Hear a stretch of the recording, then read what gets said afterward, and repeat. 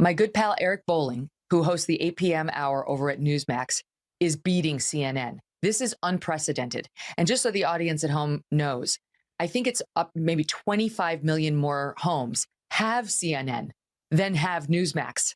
So Eric Bolling is fighting with one arm tied behind his back, and he's winning. He's beating from the Newsmax anchor desk, Anderson Cooper on CNN.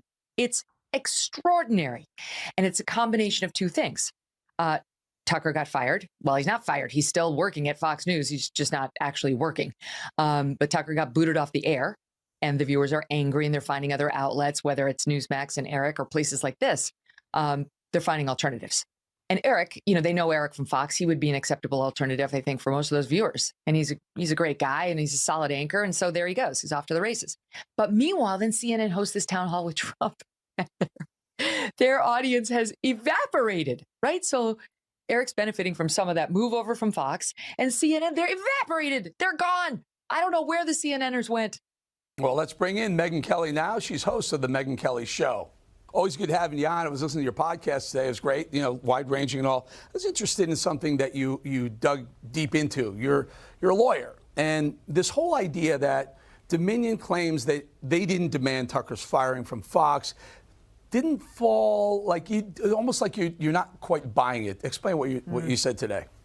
Their denials are weak sauce. I don't know why they booted Tucker, but I'm starting to suspect it really was as a result of the Dominion settlement. The more Dominion talks.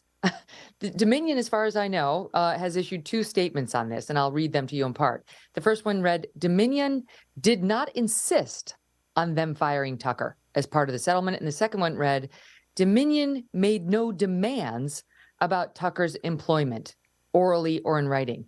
Did not insist, made no demands. If I were back in my lawyer days, if I were still in that suit, I'd love to get them across the table and say, was it discussed?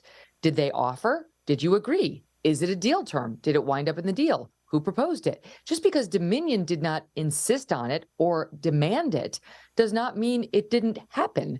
And these are not a bunch of dopes representing Dominion. They just got $800 million for their client. So these are smart lawyers who understand perfectly well how to issue a sweeping denial. And they have not done that here. I'd love to know the reason why. Interesting. And also, what's Fox's play here? You pointed out that they're hemorrhaging viewers, and we're the beneficiary of some of those viewers. But why move off the stance of, hey, Tucker, you can go do digital if you want. You just can't compete on television anymore. As you point out, now it looks like they're saying nothing that competes with Fox on any medium. They're terrified. They don't know what to do. There was a day where they didn't view digital as a threat, as a competitor. That day's gone. Fox won't let any single personality come on my show. They did when I first launched. Now they won't, including Janice Dean, like godmother to my child. I'm godmother to her. Like, no, it's a hard no. Because they understand that we're a threat. Same for a lot of folks in the digital space. Glenn Beck told me the same for him. So they understand that we are a threat to them. We're gaining in market share. The latest poll just out today showed that more independents are turning to other news sources than Fox than ever before, and conservatives are turning to other news sources more than ever. So Fox is not the monopoly it used to be. I don't have to tell you that, given the rating surge that you're enjoying at the moment, and well-deserved. So they can't let him go because he's a threat to them. Well, that's a problem of their own making. I think they thought, for a moment there, they were the old Fox, where they were the only game in town. And now they've realized, oh, wait, look at all these people who left. And if he goes someplace, they're going to tune in. What if Tucker went someplace and actually launched a live broadcast at 8? They'd get seriously hurt, even worse than they have. And the numbers, Eric, my God, they're terrible. We are 4 weeks post Tucker's termination in the anchor desk role, and they are down 55% in the overall at 8 p.m., and they are down 64% in the key advertising demo, 25 to 54-year-olds, that they've lost 2/3 of their younger audience and more than half of their older audience in the 8 p.m. The boycott is working, and it's continuing, and it's not just Tucker's hour. Up and down the prime time, 7, 9, 10, they are down double digits, an average of about 40. I just give you off the top of my head, here's in the key demo, they're down almost 40% at 7.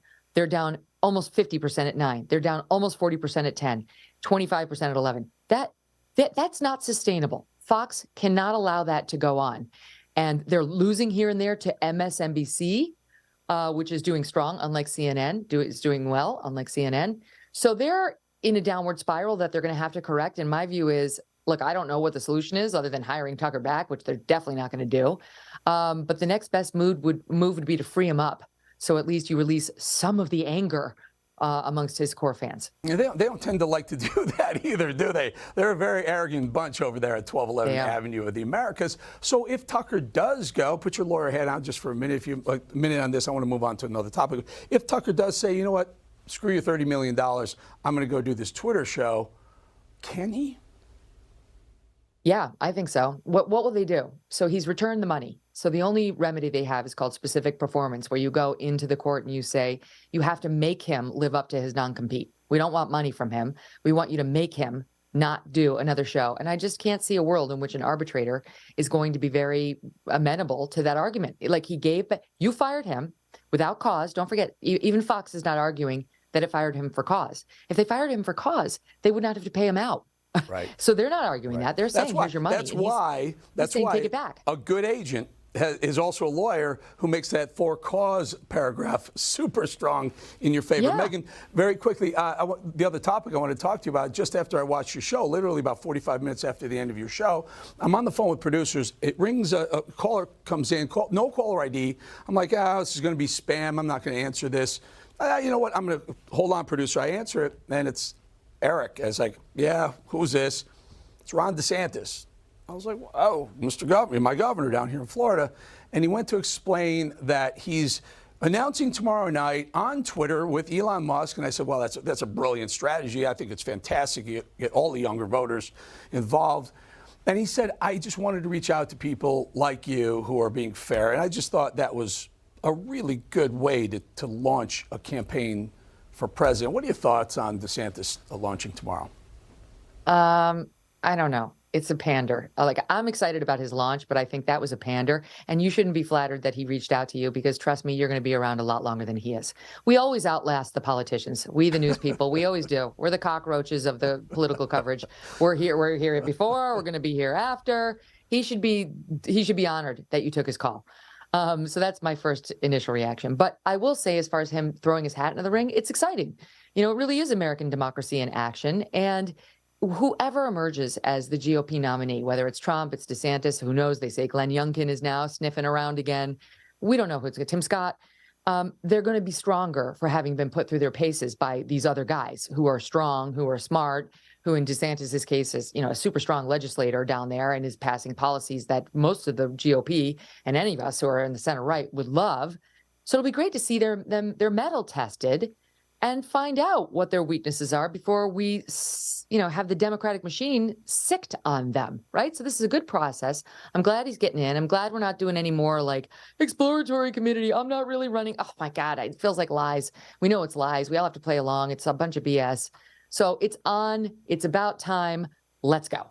Let's go. I agree with you, Megyn Kelly. Always good having you. I appreciate your time. And folks, don't forget, you can catch Megyn's show, The Megyn Kelly Show, every weekday noon to 2 p.m. on Sirius XM. And I know it's channel 111. Megyn, thank you so much for being here. You bet.